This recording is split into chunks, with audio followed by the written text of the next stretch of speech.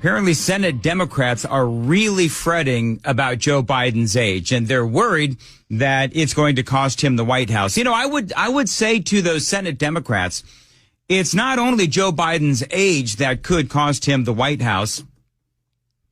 It's also his very, very poor performance, regardless of his age. We can talk about the spending. We can talk about the vaccine mandates. We can talk about the border. We can talk about foreign policy. We can talk about anything related to Joe Biden. And so the age is only like the what would be the cherry on top of the ice cream sundae, but it's not a very good sundae.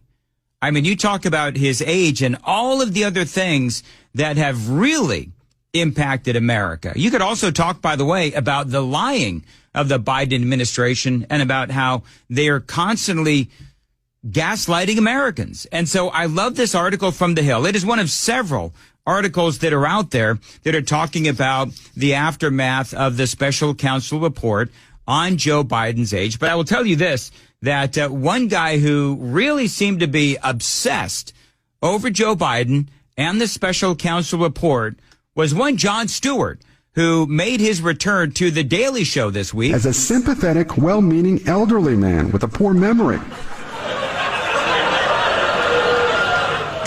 Where did I park those documents? Yeah, but part of the news cycle today is Jon Stewart returning to The Daily Show. And just so you folks know, I am a big Jon Stewart fan. And so among the headlines today talking about Biden and the special counsel's report, Democrats have got to stop living in denial about Joe Biden's age. This is from The Daily Beast. And so when you look at what The Daily Beast and some of these other more left-leaning outfits have been reporting, I mean, they're right. I don't even have to go into great detail on some of these headlines. And some I will, but when they say that Democrats have got to stop living in denial about Joe Biden's age, well, they're right. Because basically what they're doing is they're telling, and we spoke a little bit about this yesterday, basically what they're telling the American people is, don't believe what your eyes tell you. Don't believe what you're hearing. Just believe what we tell you. And what we tell you is that the president's fine. When in reality, everyone knows that the president is not fine. And so when the Daily Beast talks about how Democrats have got to stop living in denial about Joe Biden's age, you know, the only folks that are in denial about Joe Biden's age are the Democrats. And yes, some in the media as well. And so for Jon Stewart and for the vast, vast majority of Americans that are out there, we see exactly what's going on. You know, when the report comes out and the president, so he decides to go out to, you know, the presidential podium and he tries to defend himself, but Joe Biden defending himself really didn't help at all. Biden was not about to take the special counsel's characterizations lying down, although chances are he was lying down. Allow me to present to you a one-man show about what Joe Biden's advisors were doing when he turned around and went back to the podium. The show is called No! Do not go back! You know, it's kind of funny, too, because when I was watching Biden's press conference after the special counsel report came out, and he was walking away. And so I thought, okay, is he going to keep walking or is Joe Biden going to do what Joe Biden always does, which is he stops, he looks to his left. Yeah. He's got all the reporters screaming at him and he makes the not so great decision to turn around and go right back to the presidential podium. And that is when things really went awry. And we've talked about this ad nauseum, Ken, where, you know, it's always when Biden stops and he starts walking back to the podium, it's always that second turn and that second attempt at answering questions that Biden ends up really having issues. And so, because that tends to be when he starts getting, number one, really defensive, and number two, he starts moving way away from the teleprompter. Yeah, and what they had practiced before. That's exactly right. This is from The Nation. Biden and his supporters should be honest about his age problem. I can't believe that I actually agreed with Hillary on this, where Hillary Clinton said, listen, he's got to have a sense of humor about his age. He needs to joke about it. Now, on the one hand, it's no laughing matter, but you do need to be honest about what we're seeing and about what Americans are seeing and hearing, and trying to defend the president as, everything is perfectly fine. And what the special counsel said was way out of bounds. Well, it really wasn't. And so to try to deny the reality of what the American people are seeing is just, frankly, it is insulting to the American people. It's insulting to those of us who have dealt with family members who have dementia, family members who have dementia. And so a lot of us have dealt with just this kind of situation. And so the more that we see this going on within the White House, the more infuriating it can be. Here's more from Jon Stewart. Initially, the president of Mexico, Sisi, did not want to open up the gate to allow humanitarian material to get in. Now, geography buffs might have noticed Gaza and Mexico do not share a border. But Biden was referring to Sisi, the president of Egypt, not Mexico. Unless it was even worse than that, and he thinks the president of Mexico is named Si. Why didn't I think of that joke?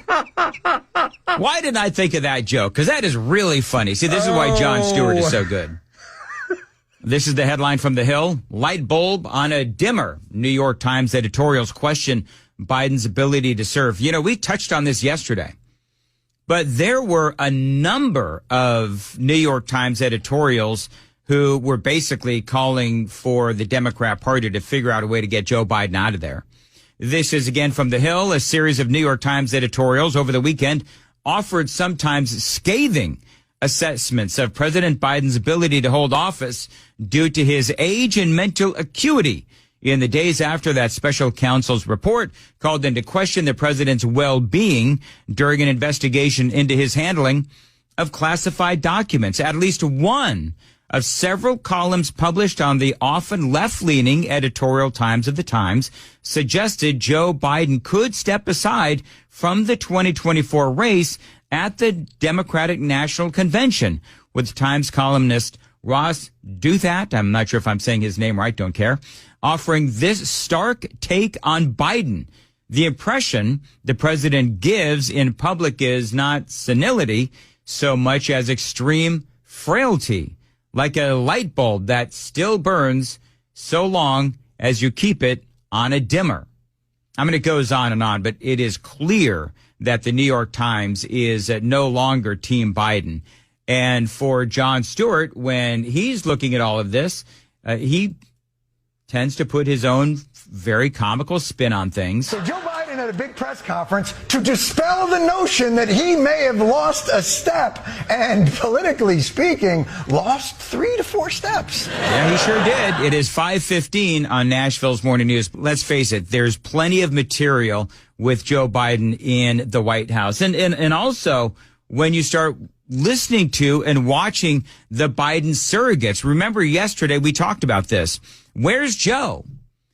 Because he was so excited to defend himself on Thursday night. Well, now it's clear that the president can't. As Jon Stewart said, he went out to defend himself, and he ended up taking 3 or 4 steps backwards politically. And so last night, Jon Stewart took aim at Joe Biden's surrogates. President Biden, who I've been around numerous times just in this last year, is sharp, he's focused, he's bright. He is sharp, intensely probing, and detail-oriented and focused. I was in almost every meeting with the president, and the president was in front of and on top of it all, coordinating and directing leaders who are in charge of America's national security, not to mention our allies around the globe.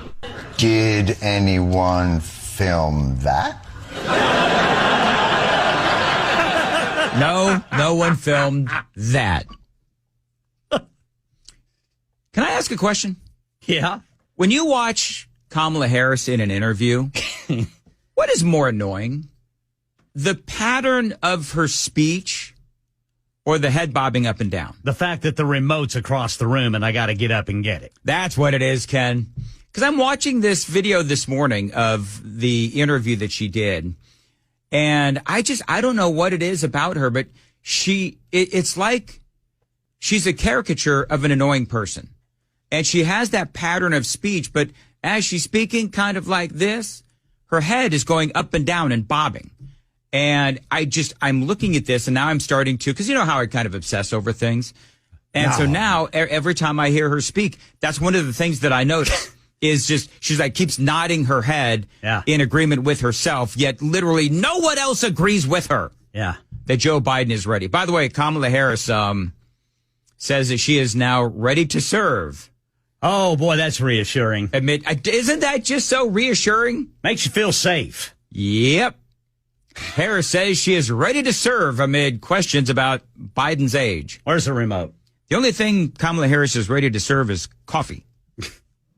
And I wouldn't drink it. And I wouldn't drink it either. No telling what's been put in it. Vice President, after all we've said about her over the years, I don't know what she would put in it, but it wouldn't be good.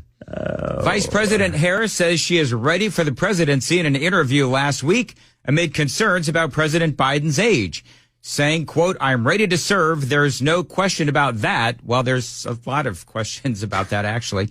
Harris telling the Wall Street Journal when asked about the challenge of convincing voters she is up for the job.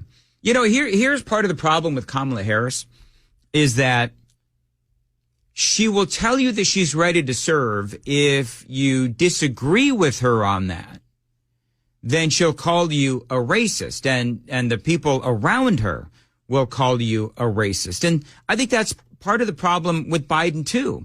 It's like you look at the polling, and there's clearly no confidence in Joe Biden. There's clearly no confidence in Kamala Harris. Obviously not. And so you're either ageist or you're racist. I mean, that's the accusation that the Democrats have if you have issues with this administration. They say those who see her work are fully aware of her capacity to lead, she says. In the interview, just days before a special counsel report stoked renewed questions about Biden's age and mental aptitude. You know, it's interesting because, one of the things that she said was, and I'm going to paraphrase here, but one of the things that she said was, you talk to the people that work with me. They see that I'm ready to lead. They see that I'm leading now. Really? Because a couple of years ago, there was this story about how you couldn't keep a staff because people kept running away in terror because you were so difficult to work with. And there's even been stories as recently as last month where she is sort of, what's the right word? Isolated within the Biden administration because she is not well liked.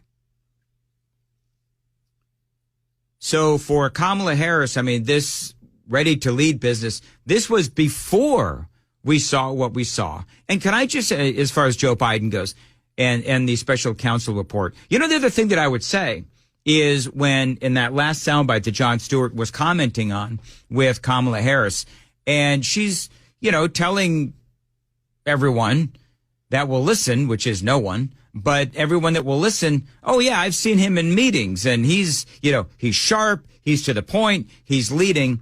And I just think that she destroys her own credibility when she is openly lying to the American people. Now, I do understand, just to cut her some slack, I do understand that she doesn't really have much of a choice. I mean, she is the vice president. But when Biden and Kamala Harris and Alejandro Mayorkas and all of those surrogates are out there trying to tell us how sharp as attack Joe Biden is, when we can clearly see that it is exactly the opposite, well, then it's gaslighting and it breaks that trust that we have in our government, which we don't really have